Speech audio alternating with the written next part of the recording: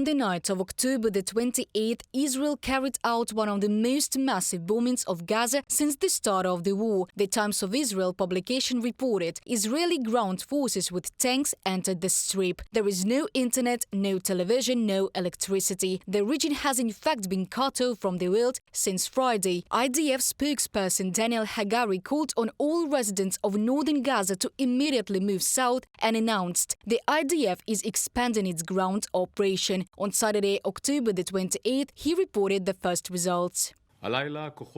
We move through the stages of the battle in the Gaza Strip. This operation involves infantry, armored, combat engineering and artillery forces, accompanied by heavy fire. The National Security Forces and the IDF were able to kill more Hamas commanders and terrorist commanders. Among them is the leader of the Air Force, who was a central partner in the planning of the events of October 7th. In addition, we killed the commander of the Gaza Navy and other commanders. The humanitarian situation in southern Gaza is another point of Hagari's statement. According to him, Israel will allow more trucks to bring food, water and medicine there. It is the situation in which civilians find themselves in Gaza that is of particular concern to the international community. The UN Security Council resolution aimed at resolving the humanitarian crisis was blocked by Russia and China. The UN General Assembly in turn adopted a document calling for an immediate truce. The representative of Palestine supported the resolution, but the permanent representative to the UN and the Israeli foreign minister, on the contrary, criticized it because Hamas was not mentioned in the document.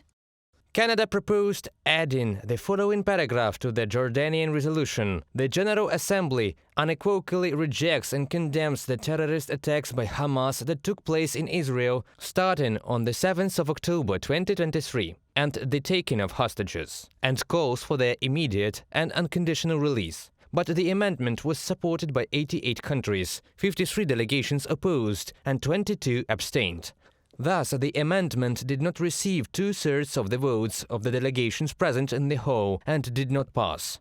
From a publication on the UN website.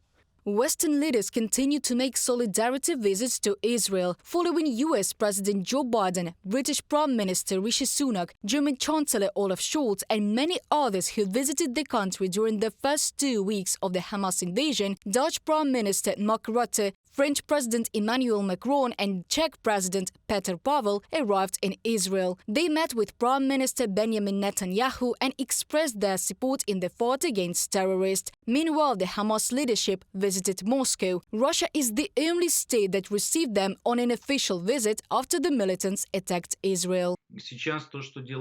Now what Russia is doing, trying to demonstrate that they are supposedly ready to negotiate more effectively. That while cozying up to terrorists, they are ready to listen to them and legitimize them, call them fighters and so on, say that they represent some kind of state, not clear which one and so on. These are again attempts to get out of some kind of isolation and demonstrate at least some work. This is also an indicator that who else can they talk to?